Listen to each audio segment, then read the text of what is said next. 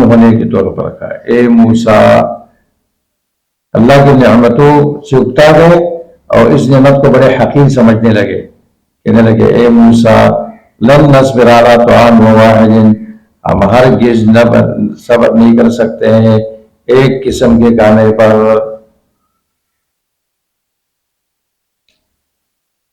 وحدت نوعی ہے، کارت ایک نہیں تھا، دو چیزیں تھی نا، من بھی تھا اور سلوا بھی، لیکن یہاں وحدت نوعی مراد ہے، اور کھانا کے متعدد چیزیں تھی، انہوں نے کہا ایک قسم کا کھانا۔ ابھی تو مجھے پتہ نہیں ہے، پہلے مدرسوں میں بکرے کا گوشت زیادہ ہوتا تھا نا، تو طلباء دال کے لیے ترستے تھے، دال کے دل خوش ہوتے تھے۔ تب بکرے کا گوشت بہتر ہے یا دال بہتر ہے؟ ہاں اچھا، ان کا انداز جب وہ کہا اے موسیٰ، ایک تو یہ گستاخی، اے موسیٰ، یا رسول اللہ، یا نبی اللہ نہیں، یہ گستاخ تھے نا، کہا اے موسیٰ، اے موسیٰ۔ صحابہ کرام یا محمد نہیں کہتے تھے، یا محمد تو دیہاتیہ کر کہتے تھے نا، صحابہ کیا بولتے تھے؟ یا رسول اللہ، یا نبی اللہ۔ اور جو یا محمد کہتے تھے، قرآن نے ان کو کیا کہا ہے؟ وہ آئے تھے نا سورہ حجرات میں، اس کا بیان ہے، ان الذین ینادونک من وراء الحجرات، آئے اور کہتے یا محمد اخرج الینا، تو قرآن کیا کہتا ہے؟ بے شک وہ لوگ جو آپ کو پکارتے ہیں حجروں کے پیچھے سے، یا محمد اخرج الینا، اکثرهم لا یعقلون، اکثر یہ لا یعقل ہے، لا یعقل کرانے کیا ہے؟ جانور ہے۔ یا محمد وہ کہنا گستاخی ہے، یا محمد کہنے والے کیا ہے؟ گستاخ ہے۔ یہ بات سورۃ نور کے آخر سے بھی ثابت ہوتی ہے، لا تجعلوا دعاء الرسول بینکم کدعاء بعضکم بعضا، پیغمبر کو اس طرح نہیں پکارو جس طرح ایک دوسرے کو پکارتے ہو، جیسے تم یہاں کہتے ہو نا یا زید یا عمر، تو ابن کثیر کہتا ہے اس کا معنی ہے لا تقول یا محمد، یا محمد مت کہو۔ اور یہ مسجدوں میں ایک طرف یا اللہ لکھا ہوتا ہے تو آگے یا محمد لکھنا بھی لازمی ہوتا ہے پاکستان میں۔ حتیٰ جو زندہ پیغمبر کو حجری کے بعد سے پکارتا ہے کہ یا محمد اخرج لینا، قرآن میں فتویٰ لگایا یہ لا یعقل ہے۔ لا یعقل کیا ہوتا ہے؟ جانور ہوتا ہے یا بیل ہے؟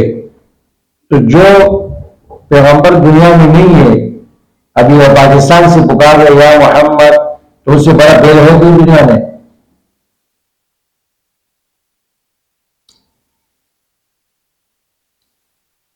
تو دیکھو یہ ان کے گستاخیاں بیان ہو رہی ہے، یا موسیٰ، یا موسیٰ۔ اچھا، پھر موسیٰ علیہ السلام کی دعا سے وسیلہ پکڑ رہا ہے، فَادْعُ لَنَا رَبَّكَ يُخْرِجْ لَنَا، دعا مانگو ہمارے لیے اپنے رب سے، یہ نکالے ہمارے لیے اس سے جو زمین اگاتی ہے۔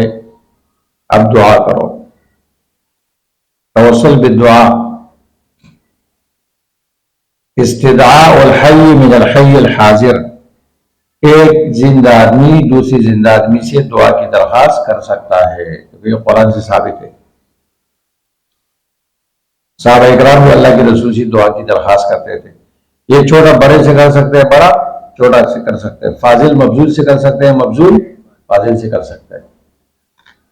دعا کے لیے معصوم ہونا تو شرط نہیں ہے، اہلیت شرط نہیں ہے، ہر آدمی کی زبان دوسرے کے حق میں پاک ہے۔ اچھا، پھر جب اس میں گستاخی دیکھو، دعا مانگو ہمارے لیے اپنے رب سے، یعنی تیرا رب ہے ہم تو اس کو نہیں جانتے ہیں، یعنی یہ نہیں کہا فَادْعُ لَنَا رَبَّنَا، ہمارے لیے دعا مانگو ہمارے رب سے، یہ بھی تو کہہ سکتے تھے نا، لیکن کیا کہا؟ تیرے رب سے، مطلب تیرا رب ہے، ہمارا اس سے کوئی تعلق نہیں ہے۔ اور یہ گستاخی سورۃ مائدہ میں بھی ہے نا، اذهب انت وربك فقاتلا انا هاهنا قاعدون، تم جاؤ تیرا رب، تم جا کے جنگ کرو، ہم تو یہاں بیٹھے رہیں گے. پھر اپنے رب سے دعا مانگو، بھائی تمہارا بھی تو رب ہے نا.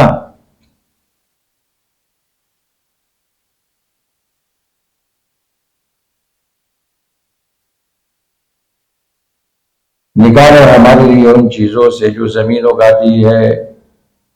زمین کی طرف امداد کی نسبت یہ مجاز ہے، اور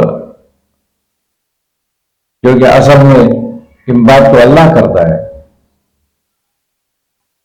انبتکم اللہ اخرجکم کیا ہے، اللہ تعالیٰ نکالتا ہے، سبزیاں اللہ نکالتے ہیں. تو یہ اگر دہری کہتا ہے تو کلمہ کفر ہے، حقیقت ہے نا، اللہ کو نہیں مانتے. مسلمان کہتے ہیں تو مجاز ہے، زمین کی طرف نسبت کی. آگے فرض مین سے اس کا بیان ہے، زمین کیا نکالتی ہے، یہ فرض پیش کر رہے ہیں. من بقلها،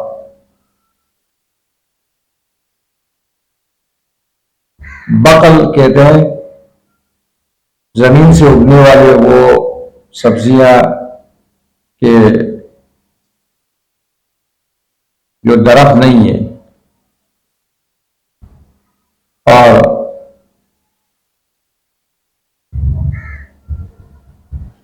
تنے پر کڑ نہیں ہے، تنے پر کڑ نہیں ہے، بیری ہے اس کے. بقل بقول سبزی کو کہتے ہیں نا. اور سعودی عرب میں آپ نے دیکھا ہوگا سبزی کی دکانوں کو کیا بولتے ہیں، بقالہ. وہ بقالہ میں سب کچھ ہوتا ہے. تو وہ یہ قرآن کا لفظ ہے. لوگوں کو عربی نہیں آتی، کہتے ہیں جدید عربی ہے. جدید عربی نہیں، یہ سب قرآن کے الفاظ ہیں. اب بقال سبزی فروش، بقالہ جہاں سبزی بکتی ہے. بقول جمع ہے.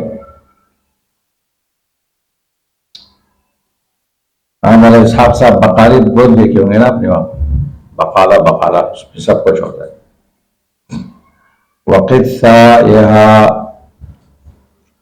ککڑی، وفوم یہاں لسن،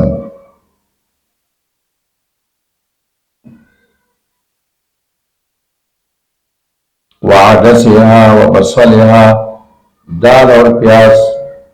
یہ تو بالکل مشہور ہے.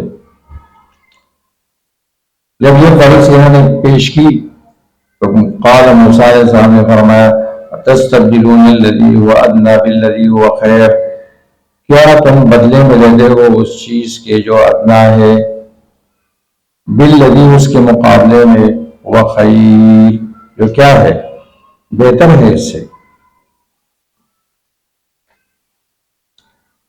من اور سلوا بہتر ہے. یہ گھٹی چیزیں مانگنا تمہاری شان کے مطابق نہیں ہے. یہ چیزیں اگر تمہیں چاہیے نا تو اہبطوا مصرا فإن لكم ما سألتم، یہ تو اللہ نے تم پر احسان کیا ہے، یہ بہترین قسم کا کھانا ہے. اور یہ جو تم نے ذکر کیا یہ تو کسی بھی شہر میں جا کے تمہیں مل سکتا ہے. اترو کسی بھی شہر میں، مصر میں ذرا انسان، جو تم مانگتے ہو یہ تمہیں مل جائے گا. فإن لكم ما سألتم،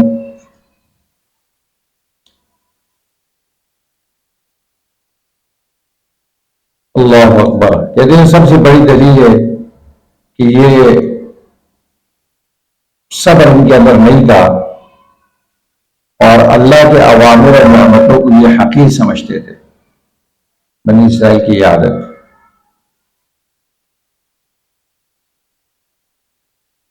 مصر کا لفظ قرآن میں نکرہ بھی استعمال ہوتا ہے، منصرف بھی استعمال ہوتا ہے، غیر منصرف. جہاں غیر منصرف ہے جیسے یہاں پر، یہ کوئی بھی شعر مراد ہے، خاص شعر مراد نہیں ہے. اور جہاں منصرف ہوتا ہے وہ ملک مصر مراد ہوتا ہے. وقال الذي اشتراه من مصر فإن لكم ما سألتم، بے شک تمہارے لیے شعر میں وہ ہے جو تم نے مانگا، یہ تمہیں ہر جگہ مل سکتے ہیں. تو جب انہوں نے اللہ کے اوامر کو بھی حقیر جانا اور نعمتوں کو بھی، تو اللہ نے بھی ان کو سزا دی۔ وہ سزا کیا ہے؟ وَضُرِبَتْ عَلَيْهِمُ الذِّلَّةُ وَالْمَسْكَنَةُ، مسلط کی گئی ان کے اوپر ذلت، والمسکنت و مسکنت۔ اب ذلت اور مسکنت میں کیا فرق ہے؟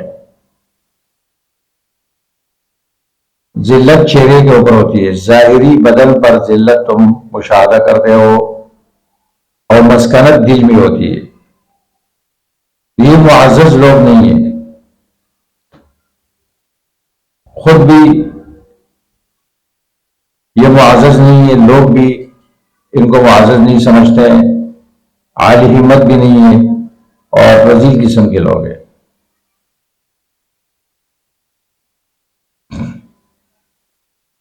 اچھا، جتنے بھی یہودی مالدار ہو نا، دل غریب ہوگا، اور اصل مالداری تو دل کا ہے نا، یہ تو وہی بدل اسنا ببال الغنا غنا نفس، دل جس کا غنی ہوتا ہے وہ مالدار ہوتا ہے۔ تو ان کے اندر ساری دنیا کا مال ان کے پاس آ جائے، یہ پھر بھی کیا ہوتا ہے؟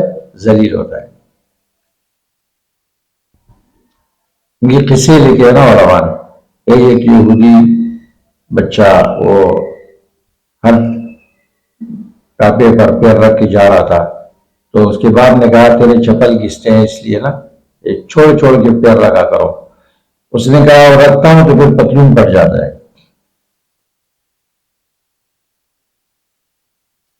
اور ان کے عجیب عجیب ان کی ذلت کے قصے مشہور ہے۔ وَبَاءُوا بِغَضَبٍ مِّنَ اللَّهِ، اور لوٹ یہ غضب کے ساتھ اللہ کی طرف سے،